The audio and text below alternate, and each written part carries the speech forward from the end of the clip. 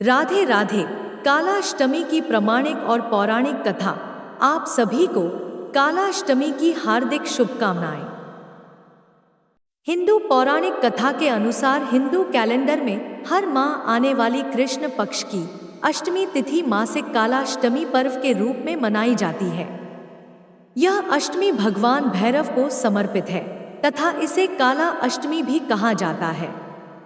यह तिथि भगवान भैरव से असीम शक्ति प्राप्त करने का समय मानी जाती है। अतः इस दिन पूजा और व्रत करने का विशेष महत्व है। अपने आप को श्रेष्ठ बताने के लिए अक्सर दूसरे को कमतर आंका जाने लगता है। अपनी श्रेष्ठता सिद्ध करने की यह लड़ाई आज से नहीं बल्कि युगों युगों से चली आ रही है। मनुष्य तो क्या देवता तक इससे न बच सके। बहुत समय पहले की बात है। कालाष्टमी की एक पौराणिक कथा के अनुसार एक बार की बात है कि ब्रह्मा, विष्णु और महेश इन तीनों में श्रेष्ठता की लड़ाई चली। इस बात पर बहस बढ़ गई तो सभी देवताओं को बुलाकर बैठक की गई। सबसे यही पूछा गया कि श्रेष्ठ कौन है। सभी ने अपने अपने विचार व्यक्त किए और उत्तर खोजा, लेकिन उस बात का समर्थन शिवजी और विष्णु ने तो किया, परंतु ब्रह्मा जी ने शिवजी को अपशब्द कह दिए। इस बात पर शिवजी को क्रोध आ गया और शिवजी ने अपना अपमान समझा। शिवजी ने उस क्रोध में अपने रूप से भैरव को जन्म दिया। कुत्ते पर सवार होकर हाथों में दंड लिए अवतरित हुए थे। इस भैरव अवतार का वाहन काला कुत्ता है। इनके एक हाथ में छड़ी है। इस अवतार को महाकालेश्वर के नाम से भी जाना जाता है, इसलिए ही इन्हें दंडाधिपति कहा गया है। शिवजी के इस रूप को देखकर सभी देवता घबरा गए थे। भैरव ने क्रोध में आकर ब्रह्मा जी पर प्रहार कर उनके 5 मुखों में से एक मुख को काट कर अलग दिया। तब से ब्रह्मा जी के पास 4 मुख ही हैं। इस प्रकार ब्रह्मा जी के सिर को काटने के कारण भैरव जी पर ब्रह्मा हत्या का पाप आ गया।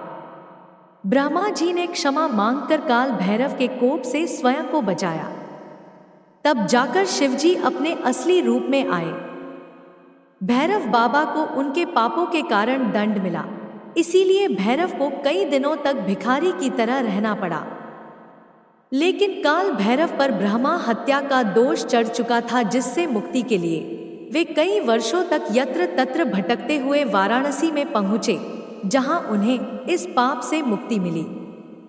इस प्रकार कई वर्षों बाद वाराणसी में इनका दंड समाप्त होता है।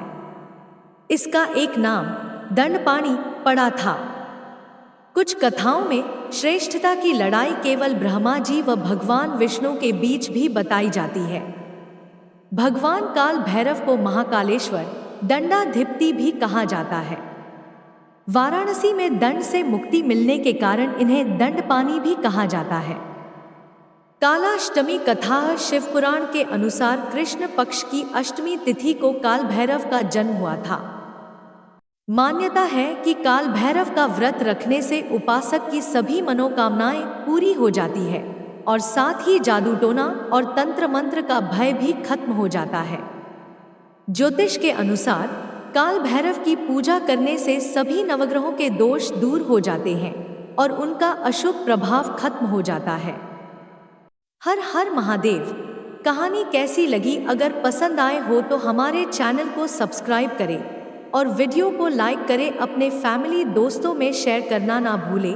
वीडियो को पूरा देखने के लिए आपका धन्यवाद।